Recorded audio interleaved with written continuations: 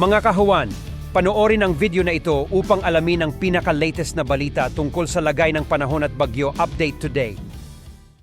Narito po ang ating weather update. Easterlies pa rin po ang nakakaapekto sa buong bansa. Samantala, yung pong low pressure area, ito po yung mga makakapal na ulap po sa labas pa rin po ng ating Philippine Area of Responsibility. Kasalukuyan, nasa layo itong 1,080 kilometers silangan ng southeastern Mindanao.